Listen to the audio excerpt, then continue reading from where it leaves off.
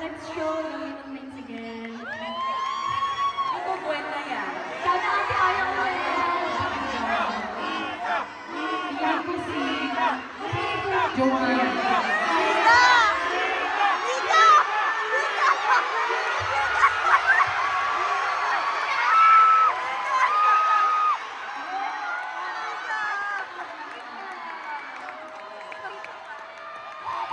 Ikaw dito ka.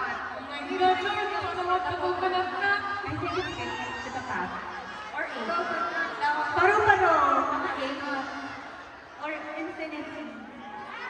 With back. Or the with back.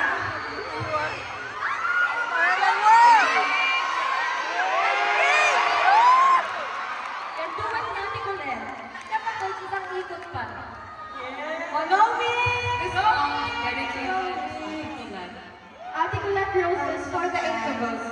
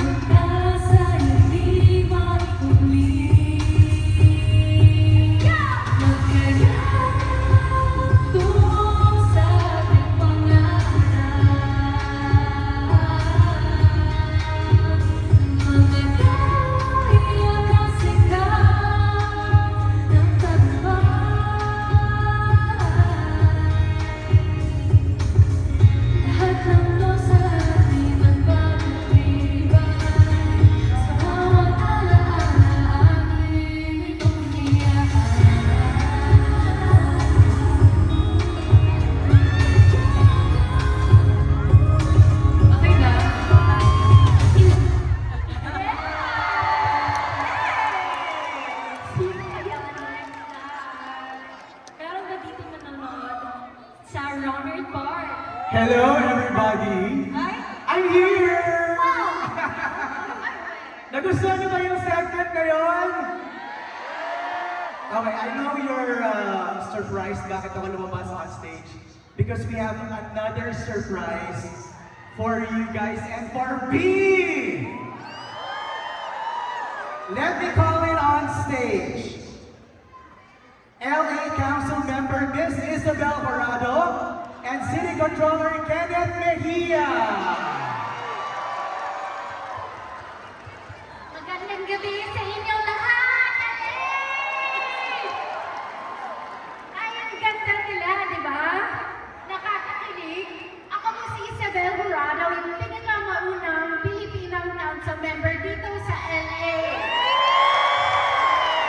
I am joined tonight by the first Filipino elected official in the city of Los Angeles, City Controller Kenneth Mejia. I am joined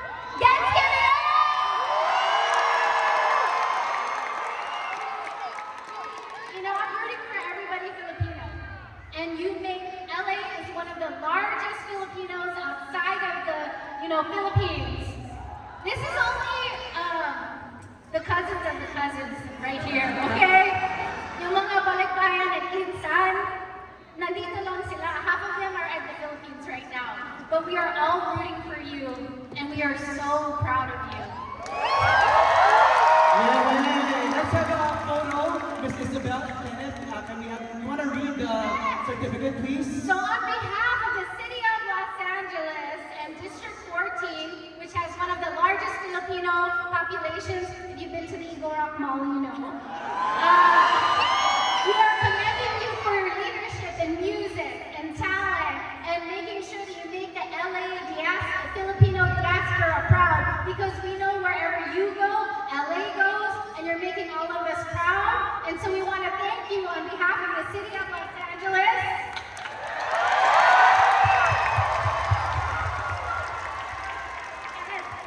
And City Controller, do you want to say hi to someone special who's here tonight?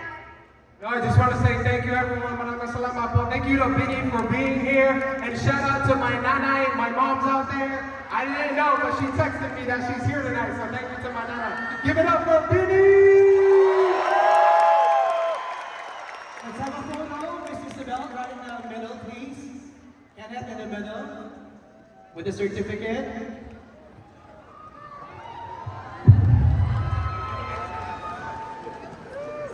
All right, let's go. 1, 2.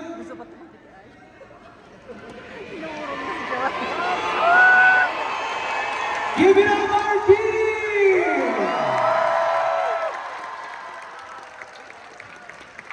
Yes, gusto lang po namin mag-thank you. Thank you, Ms. Isabel and the City of LA for this unexpected recognition. For being, we're just doing what we love, performing, entertaining, and inspiring people, and having this award. Parang it pushes us to do more, to do better. And LA will always have a place in Bini's history. So we are very, very grateful for this. Sabi nga namin, parang every time we go to LA, it's like our comfort place. Di ba parang, it feels like home pa rin, kahit malayo kami sa Pilipinas. And we hope this open more doors for other Filipino artists to perform, not just in LA, but all around the world. And sana tulungan niyo din po kami, help us to push Filipino music to the global stage. Maraming salamat.